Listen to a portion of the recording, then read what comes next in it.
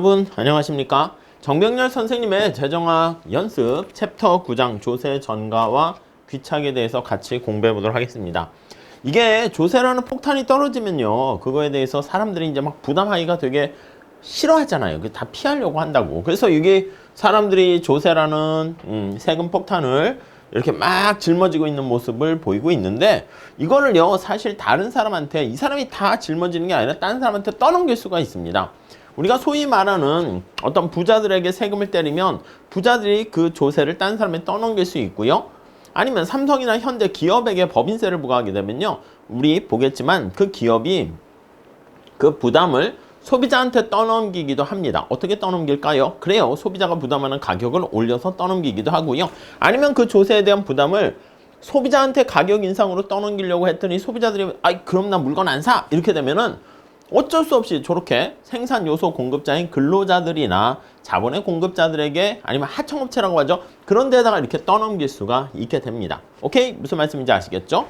자, 그래서 우리 이번 시간에 살펴볼 거는 조세를 부과했을 때 딴 사람한테 떠넘길 수 있는 경우도 있고 없는 경우도 있는데, 그걸 살펴볼게요.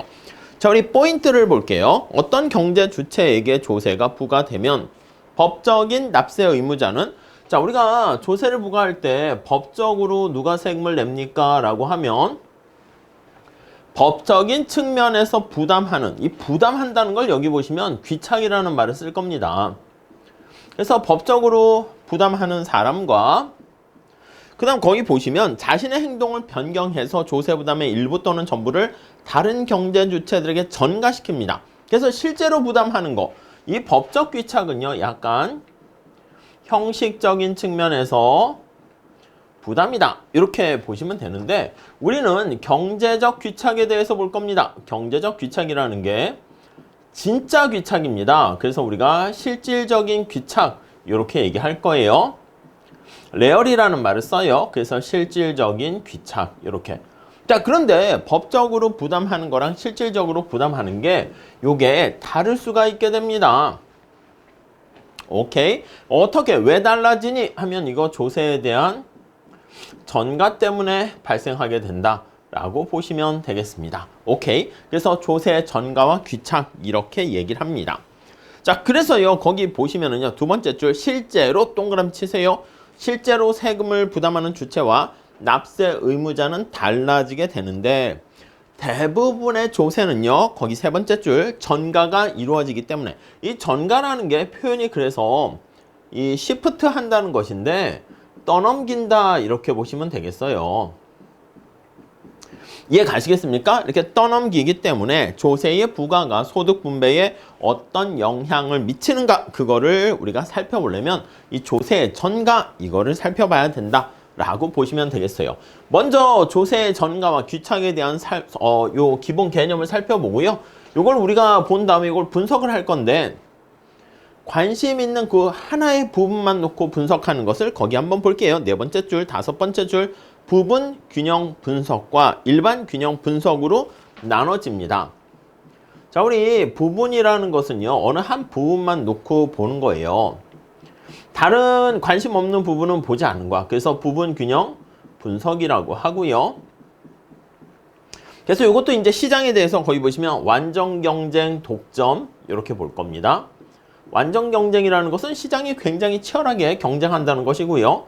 독점이라는 것은 기업이 하나 존재하는 그런 시장을 얘기합니다. 오케이. 자, 그 다음에 일반 균형 분석 이렇게 얘기할 거예요. 일반 균형 분석 이렇게 얘기를 할 겁니다. 자, 일반 균형 분석이라는 제너럴, 이거는 모든 시장을 다 같이 고려한다 라고 보시면 되겠고요. 거기 보니까 개별 물품세, 부분 요소세 이런 것들을 통해서 조세의 귀착에 대해서 살펴보게 됩니다. 자, 이걸 기준으로 해서 하나하나씩 살펴봅시다. 그래서 조세 전가와 귀착해서 분석의 의 한번 살펴볼게요. 1번, 어떤 조세가 공평한지 그렇지 않은지를 판단하려면, 그래요, 우리가 앞에서 바람직한 조세, 공평한 조세 이런 것들에 대해서 우리가 살펴보고 있는데요. 이 공평한 조세란 게 뭐냐라고 하면, 실제로 세금을 부과했을 때 누구한테 부담이 귀착되는가, 그걸 보는 겁니다. 그래서 이 공평한 조세다라고 하면 자, 거기 첫 번째 줄에 나와 있는 것처럼 실제로 그러니까 여기 실질적인 귀착을 우리가 초점 맞추는 거예요. 실제로 누구에게 그 부담이 귀착되는가 그걸 볼 겁니다. 2번 어떤 조세를 누가 얼마만큼 부담하는가를 객관적으로 파악하는 것은 공평성을 판단하는 데 있어서 중요한 기초 자료가 되는데요. 또한 세금을 실제로 누가 부담하는가를 분석하는 것은 조세의 경제적 효과를 분석하는 출발점이다. 그래요. 우리 조세와 관련해서는요. 효율성도 관심이 있지만 공평성 측면에서요. 나타나는 여러 가지 조세의 경제적 효과 요거를 살펴보는데 초점이 있다라고 보시면 되겠습니다. 자, 그렇게 보시고 두 번째. 자, 귀착의 개념과 구분 한번 볼게요. 귀착의 개념 이렇게 되어 있습니다. 자, 우선 개념하고 구분 나와 있는데 개념 먼저 살짝 볼게요. 자, 우리 1번에 보시면 귀착이라는 게 인시던스를 번역한 겁니다. 인시던스가 이제 떨어진다는 거와 누구한테 떨어지는가 이걸 얘기합니다. 그래서 조세 부담이 최종적으로 그 표현 보시죠. 최종적으로 그 다음에 누군가에게 귀속된다. 귀속되는 거 누가 부담을 하는가. 그러니까 약간 앞에 실제로 부담이라는 거와 같은 말입니다. 2번 조세 부담의 귀착은 세금을 누가 납부하는가를 기준으로 보는 법적 귀착이 있고요. 제가 지금 말씀드렸죠. 법적 귀착, 형식적인 법에 의해서 누가 부담을 지는가 이거랑 거기 보시면 실질적 귀착입니다. 이걸 경제적 귀착 이렇게 얘기를 합니다. 자, 이 둘이 차이가 나는 것은 전가 때문에 발생한다 이렇게 얘기했죠. 그래서 법적 귀착에 대해서 다시 한번 체크를 한번 해서 보도록 하겠습니다. 자, 법적 귀착이란 세법상의 납세 의무자에게 조세 부담이 귀속된다. 그러니까 법상이야, 세법상. 세법상 누가 세금 내세요. 이렇게 정해져 있는 것이고요. 다음 페이지 가볼까요? 자, 예를 들어 우리 소득세는 가계가 부담하고 개인소득세인 거예요. 소득세. 그리고 법인세, 법인소득세라고 합니다. 법인세는 법인이 부담한다. 이렇게 보시면 되겠습니다. 자, 3번 현실에서는 조세 전가가 이루어지는 것이 일반적이므로 세법상의 납세 의무자가 조세를 부담하는 거 이거는 법적 귀착은 실제의 부담 양상과는 차이가 있다. 이렇게 보시면 되겠습니다. 자, 그 다음에 여기 보시면 경제적 귀착 이렇게 되어 있습니다. 자, 경제적 귀착 거기 보시면 이건 실제로의 밑줄 치시고 누가 조세를 부담하는가를 살펴보는 것을 얘기합니다. 2번 실제적인 조세 부담을 살펴보는 경제적 귀착을 통해서 특정 조세가 그래요. 실제 누가 부담하는가 이걸 통해서요. 거기 보시면 특정한 어떤 조세가 소득 분배에 미치는 영향을 정확하게 좀 볼 수 있습니다. 그래서 여기 나와 있는 경제적 효과까지 볼 수가 있는 것이죠. 실제로 이런 뜻입니다. 앞에서 살펴본 것처럼 둘의 차이가 발생하게 되는 가장 큰 이유는 떠넘긴다는 전가가 가능하기 때문에 그렇습니다. 자, 그 정도. 3번. 경제 분석에서 중요한 것은 누가 실제로 조세를 부담하는지에 관한 것이기 때문에 앞으로 거기 살펴볼 조세 부담의 귀착은 궁극적인, 이게 이제 진짜로 관심 있는 거야. 궁극적인 조세 부담은 누구한테 가는가? 여기에 초점을 맞춰서 보게 될 겁니다. 오케이. 다음 조세 전가의 개념 및 유형 한번 살펴보도록 하겠습니다. 자, 세 번째 보시면 조세의 전가의 거기 보시면 개념 및 유형.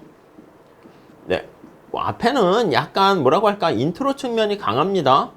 그래서 가볍게 보시면 되겠습니다. 시험 문제는 이 유형 가지고 자주 출제되긴 합니다.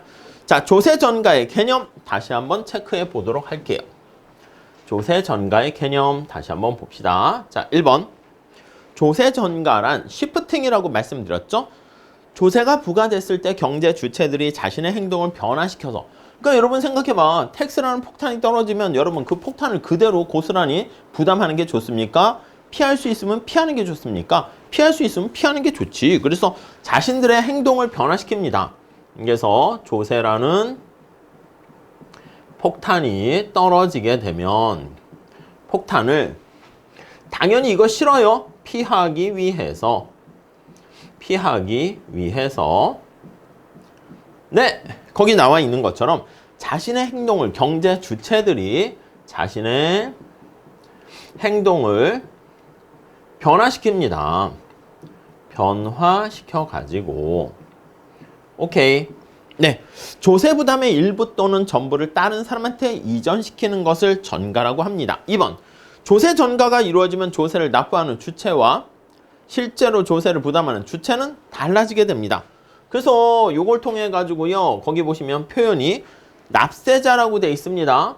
납부하는 주체라고 하고요, 납세자. 오케이. 그 다음 끝에 실제로 조세를 부담하는 주체, 담세자입니다. 담세자. 그러니까 앞에서 본 것처럼 삼성에게 납세해 이렇게 했는데 거기 보시면 삼성이 다른 사람한테 떠넘길 수가 있게 되죠. 그래서 담세자, 부담, 담자 있잖아요. 부담, 거기에 초점을 맞추시죠. 요 둘은 달라질 수가 있게 됩니다. 자, 3번. 조세 전가가 이루어지면 법적 귀착과 앞에서 말씀드린 것처럼 경제적 귀착이 달라지기 때문에 조세 부담에 대한 분배 효과를 살펴볼 때도 전가가 어떻게 이루어졌는가? 이걸 봐야 됩니다. 자, 다음 유형을 한번 살펴보도록 하겠습니다. 조세 전가의 유형. 자, 우선 1번 볼까요? 조세 부담의 전가는 법적인 납세 의무자가 그 부담을 억지로 다른 사람한테 떠넘기는 거 아니야. 억지로 아니고요. 경제적 관계에 따라서. 억지로라고 하면 안 돼. 야, 네가 해. 이렇게 하는 게 아니라 두 사람한테 이렇게 조세 폭탄이 있으면 누가 심부름 할래? 누가 세금 부담할래? 이렇게 되는 거야. 그래서 자발적입니다. 여기선 자발적이라는 표현이 뭐냐면 진짜 자발적인 건 아니고 경제적인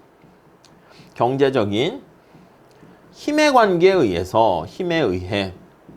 그래서 자발적으로 내가 부담할게 이렇게 되는 겁니다. 밑에 한번 그림이 있는데 한번 잘 봐주세요. 자, 밸류가 이렇게 흘러가고 있습니다. 자, 그래서 밑에 여기 보시면 생산자가 있어요.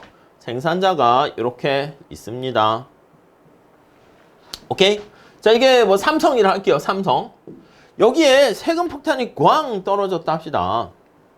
텍스라는 폭탄이 떨어졌어요. 오케이, 이해 가시죠?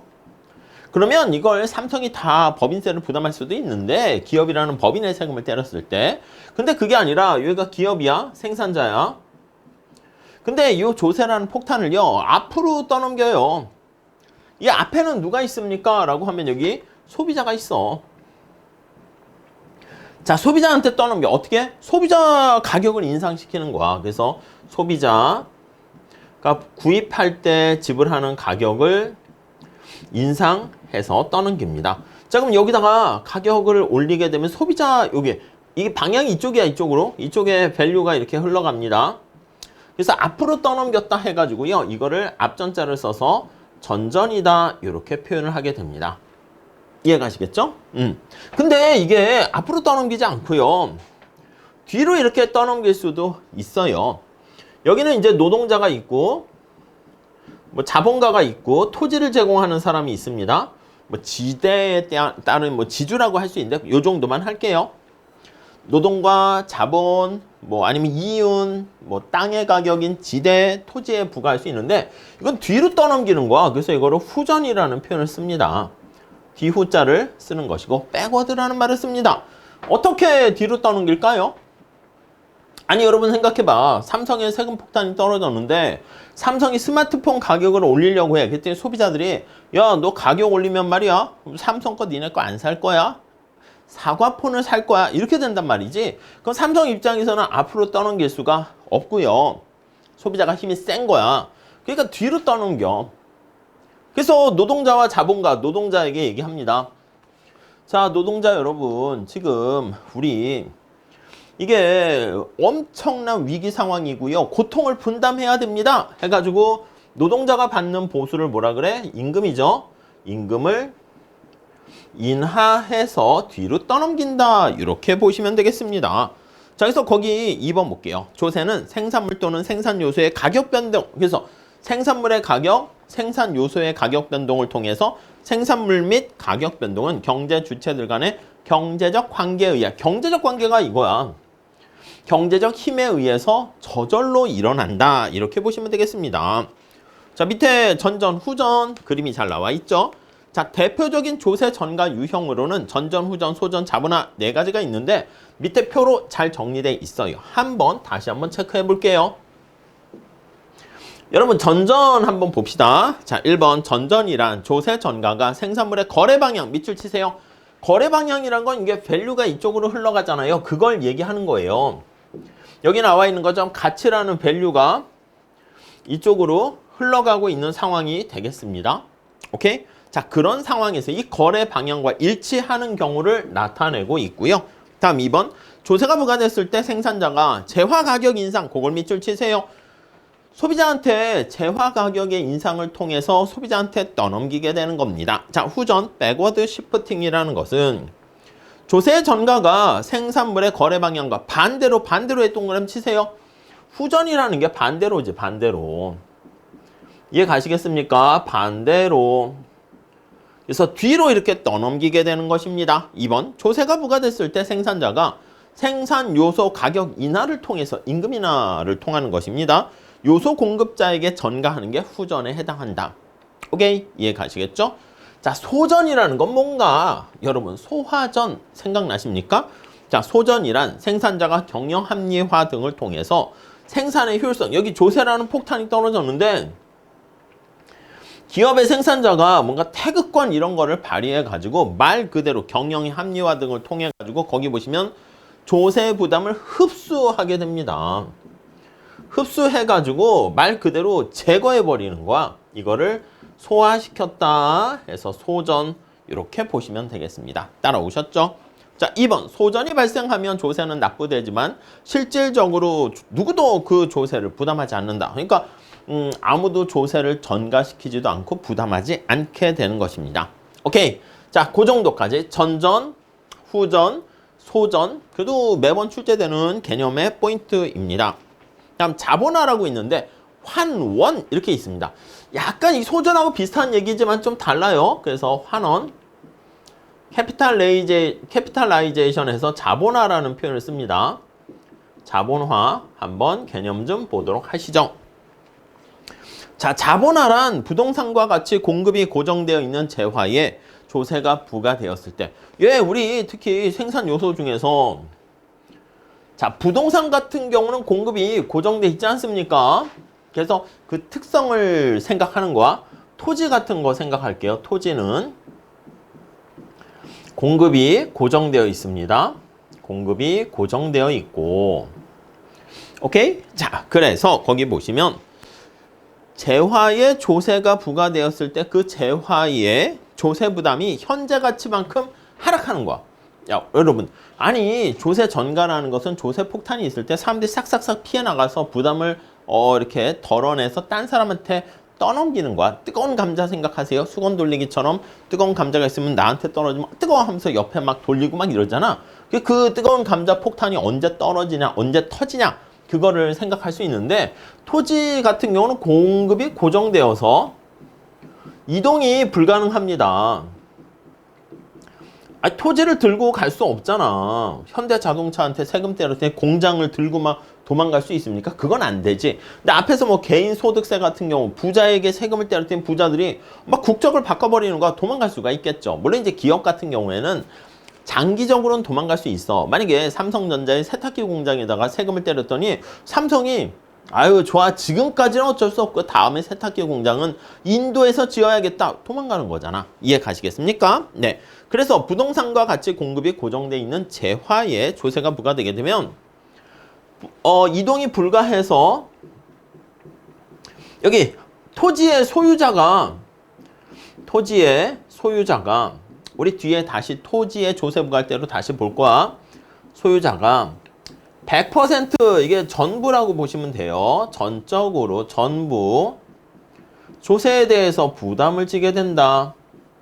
이렇게 보시면 되겠습니다. 오케이? 자, 2번 조세 환원은 극단적인 후전의 유형이며 그러니까 이게 조세 환원 캐피탈라이제이션은 여기 생산 요소 중에서 노동과 자본과 같은 후전에 해당하는 건데 약간 극단적인 특성을 지니고 있습니다. 100% 부담한다 이렇게 보시면 되겠고요. 전적으로 거기 동그라미 치시고 현 시점의 재산의 보유자, 소유자로 하세요. 소유자. 그리고 지금 현재 시점에서 현재 토지를 보유하고 있는 사람이 100% 부담을 진다. 이렇게 보시면 되겠습니다. 자주 출제가 됩니다. 네. 자, 그 다음에 우리 조세 귀착의 측정 한번 볼게요. 조세를 부과하게 되면 딴 사람한테 떠넘기게 되는데 그 떠넘기는 거에 대한 부담에 대한 귀착을 측정하려고 합니다. 어떻게 측정하는가? 그걸 보면 1번 조세 부담의 주체. 현실에서는 개인뿐만 아니라 법인도 조세가 부과될 수 있지만 궁극적으로 조세를 부담하는 것은 개인이다.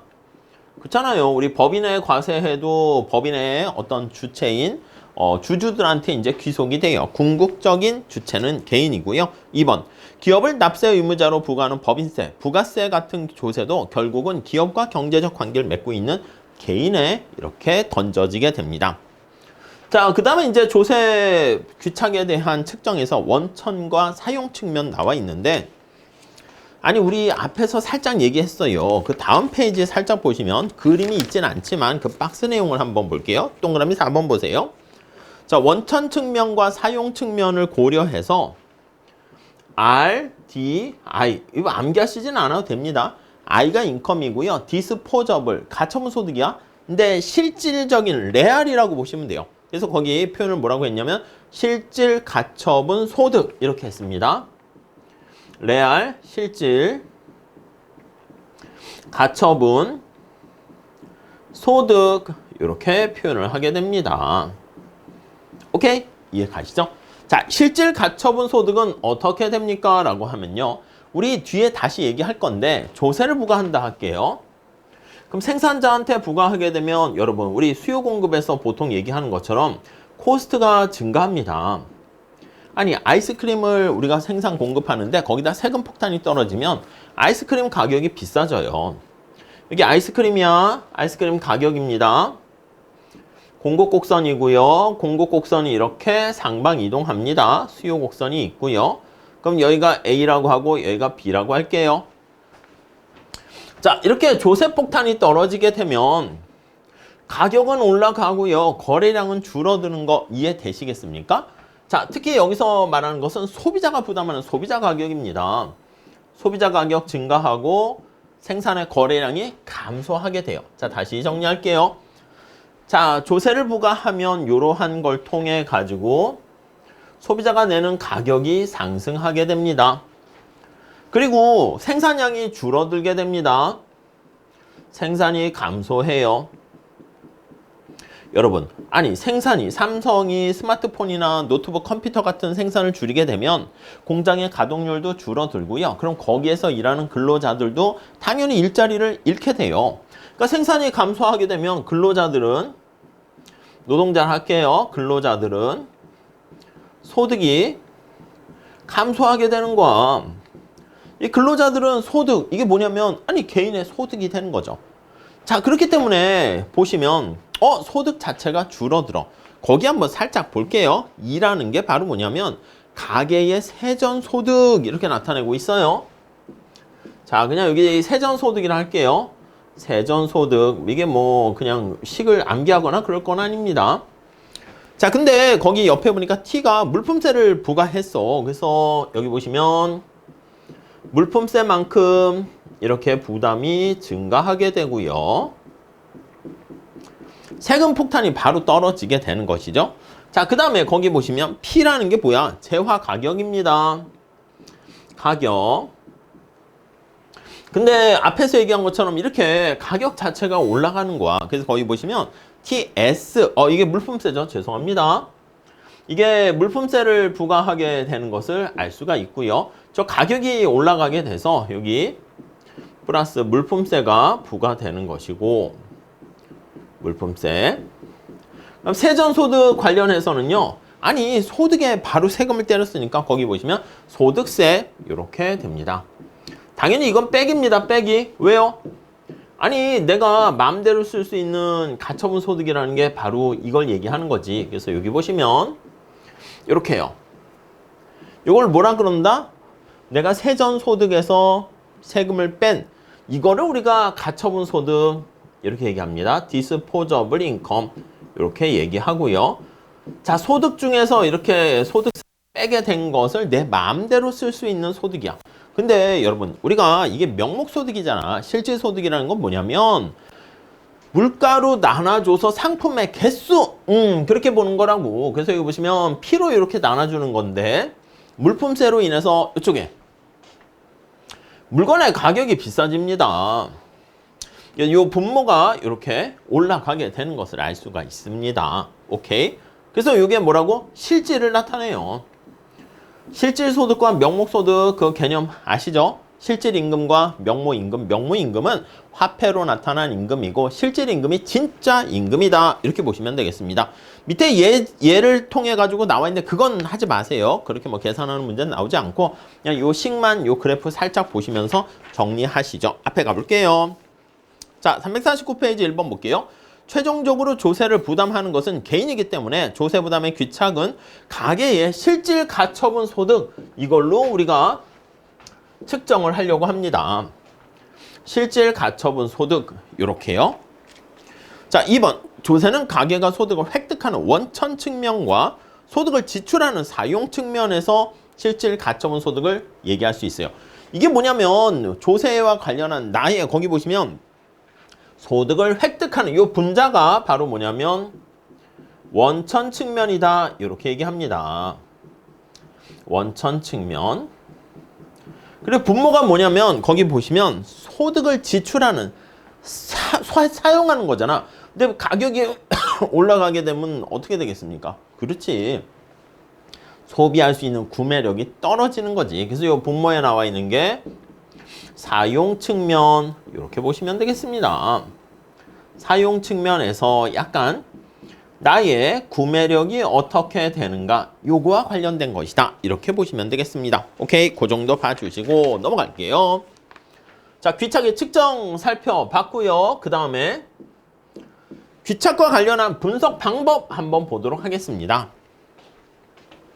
5번 귀착의 이게 한 문제 정도가 앞에서 보통 조세 관련해서 늘상 출제가 됩니다. 오케이. 자, 세 가지가 있습니다. 하나는 예산 귀착이 있고요. 거기 보시면 차별적 귀착. 제일 많이 나오는 게 차별적 귀착입니다. 다음 절대적 귀착 이렇게 있어요. 아니 여기 정부라고 할게요. 정부가 있으면 정부가 세금을 걷어요. 텍스를 부과해가지고 정부 지출 이렇게 쓰는 거 이게 이제 기본적인 우리 재정학에서 정부가 재원을 조달해서 어떻게 쓰는가 이걸 살펴본다 그랬죠. 자, 예산 귀착 한번 볼게요. 예산 귀착이란 조세 징수와 정부 지출의 변화에 따른 종합적인 효과를 고려해서 귀착하는 겁니다. 가계 분석상의 효과를 나타내는 건데 자, 거기 보시면 정부 지출 변화 이것까지 같이 고려하는 거야. 들어오는 것뿐만 아니라 쓰는 것까지.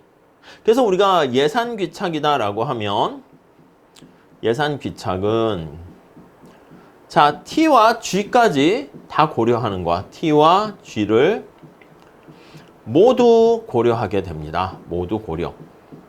이게 요거 하나만 가지고는 뭐 그렇게 차별화시키긴 그래요. 그래서 살짝 요 정도만 보시고 자, 2번 차별적 귀착 볼게요. 차별적 귀착이라는 것은 자, 거기 보시면 정부 지출의 크기를 고정시켜 놓고 이해 가세요?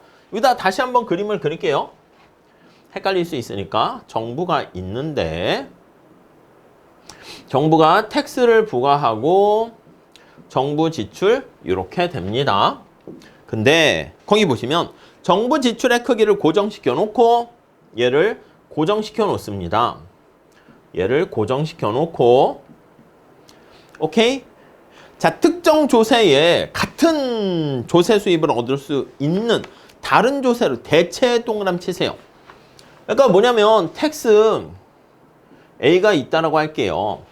이게 만약에 100억의 조세 수입으로 정부가 쓴다 할게. 근데 요거를 제거해요. 요거를 없애고 다른 조세로 대체합니다. 텍스 B로 말 그대로 대체한다. 이렇게 생각을 하시면 되겠습니다. 오케이? 그러니까 A를 없애고 B로 대체해서 정부 지출을 마련하는 요 효과를 살펴봅니다. 자, 그래서 2번 예산귀착에는 정부 지출 효과도 분석해야 되는데 여기서는 정부 지출은 고정돼 있다라고 놓고 다른 걸로 대체, 요 표현 잘 보세요. 이걸 뭐라 그런다? 자별적 귀착, 제일 많이 출제됩니다. 근데 답을 찾을 때는요, 대체라는 말을 우리가 체크해가지고 답을 끄집어낼 수 있습니다. 다음 절대적 귀착 볼게요. 절대적 귀착. 자, 여기 똑같이 그냥 그림을 하나 그려놓을게요. 정부가 있고요. 텍스를 부과해서 정부가 정부 지출을 이렇게 하는 그런 상황입니다. 자, 거기 보시면 정부 지출 규모와 다른 조세 크기를 고정시켜 놓고, 오케이? 그러니까 이번에는 얘를 고정됐고 얘도 텍스 A라고 할게요. 고정시켜. 다 얘를 고정. 뭐 그림 보면 약간 차이 쉽게 알 수 있겠죠? 다 고정시켜 놓고. 그러니까 기존의 상태에 그대로 놔둔 다음에 자, 거기 볼게요. 자, 특정 조세가 부과되었을 때 이렇게 하는 거야. 그러니까 여기다가 추가적으로 텍스 B를 추가하는 거야. 이해 가세요? 그랬을 때 경제에 미치는 효과를 살펴보는 거야. 자, 다시. 아니, 이거 문장 암기하시면 안 됩니다. 왜냐면 주관식일 때는 다음 중 조세 귀착의 분석 방법으로 예산 귀착, 차별적 귀착, 절대 귀착을 설명하세요. 그러면 이 백지에다 여러분들이 설명을 해야 되기 때문에 뭔가 막 이렇게 암기도 해야 돼, 용어를. 근데 여기서는 예산 귀착, 예산이니까 예산은 정부가 예산, 조세 수입과 쓰는 걸 다 같이 T와 G를 다 같이 고려한다. 차별 귀착은 말 그대로 얘를 없애. 차별이란 말 때문에 그런 건데 그 다음 B로 대체라는 말 잘 보시고 그렇게 됐을 때 미치는 효과 절대귀착이랍니다. 이거는 절대귀착이라는 것은 말 그대로 그냥 기존에 있는 조세라든가 정부의 예산 관련한 정부 지출 그대로 두고요. 새로운 걸 하나 추가합니다. 그때 경제에 어떤 영향을 미치는가 이걸 살펴보는 것입니다. 오케이? 거기 뭐 가정의 비현실적 이런 거는 하지 마시고요. 그 내용만 보시면 되겠습니다. 자, 요게 조세 전가와 귀착에 대한 기본적인 개념을 말씀드렸는데 한 문제는 출제가 됩니다. 그래서 앞에 얘기했던 전전, 후전, 소전, 자본화, 환원 이거 잘 정리하시고 그 다음 이것도 자주 출제돼요. 귀착의 분석 방법과 관련해서 자주 출제되니까 잘 체크 정리하시면 좋겠습니다. 자, 이렇게 하시고 다음 시간에 부분균형 분석에 대해서 같이 공부하도록 하겠습니다. 감사합니다.